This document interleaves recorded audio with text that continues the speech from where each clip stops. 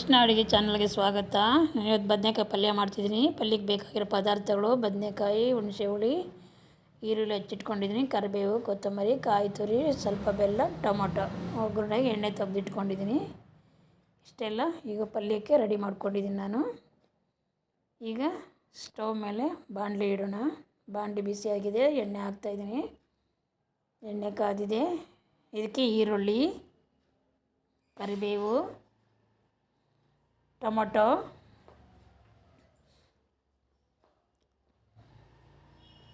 ಚೆನ್ನಾಗಿ ಹುರ್ಕೊಳ್ಳೋಣ. ಈಗ ಸ್ವಲ್ಪ ಉಪ್ಪು ಹಾಕ್ತಿದ್ದೀನಿ. ಉಪ್ಪು ಹಾಕಿದ್ರೆ ಟೊಮೊಟೊ ಬೇಗ ಬೇಯುತ್ತೆ, ಹಾಗಾಗಿ ಉಪ್ಪು ಹಾಕಿ ಮುಚ್ಚಿಡ್ತೀನಿ 5 ನಿಮಿಷ. ಚೆನ್ನಾಗಿ ಇಲ್ಲೆಲ್ಲ ಬೆಂದಿದೆ.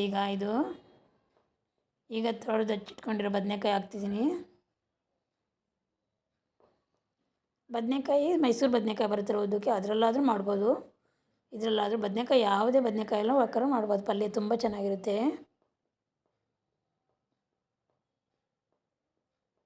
ನೋಡಿ, ಎಲ್ಲ ಹುರ್ಕೊಂಡಿದ್ದಾಗಿದೆ ಎಣ್ಣೆಯಲ್ಲಿ. ಈಗ ಸ್ವಲ್ಪ ಅರಿಶಿನ ಹಾಕ್ತೀನಿ. ಹಾಗೆ ಖಾರದ ಪುಡಿ, ಧನಿಯಾ ಪುಡಿ, ಗರಂ ಮಸಾಲೆ ಹಾಕಿ ಸ್ವಲ್ಪ ಹುಣಸೆ ಹುಳಿ ಹಾಕ್ತಿದ್ದೀನಿ. ಸ್ವಲ್ಪ ಕಾಯಿ ತುರಿ ತುರಿದಿಟ್ಕೊಂಡಿದ್ದೆ, ಎಲ್ಲ ಚೆನ್ನಾಗಿ ಹುರ್ಕೊತಾ ಇದ್ದೀನಿ. ಈಗ ಸ್ವಲ್ಪ ಬೆಲ್ಲ ಹಾಕಿ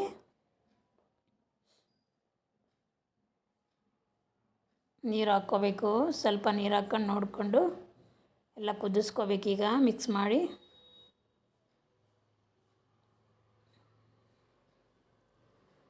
ನೋಡಿ, ಈ ರೀತಿ ಬದನೆಕಾಯಿ ಪಲ್ಯ ಮಾಡೋದು ತುಂಬ ಚೆನ್ನಾಗಿರುತ್ತೆ. ಅದಕ್ಕೆ ಕೊತ್ತಂಬರಿ ಸೊಪ್ಪು ಹಚ್ಚಿಟ್ಕೊಂಡಿದ್ದೆ, ಕೊತ್ತಂಬರಿ ಸೊಪ್ಪು ಹಾಕಿದ್ದೀನಿ. ಉಪ್ಪು ಹಾಕಿ 5 ನಿಮಿಷ ಮುಚ್ಚಿಡ್ತಿದ್ದೀನಿ.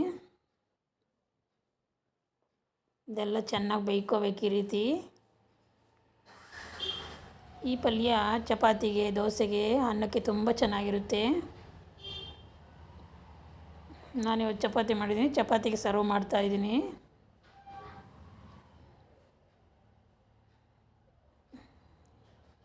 ಈ ರೆಸಿಪಿ ನಿಮ್ಗೆ ಇಷ್ಟ ಆಗಿದರೆ ಒಂದು ಲೈಕ್ ಕೊಡಿ, ಹಾಗೆ ಶೇರ್ ಮಾಡಿ,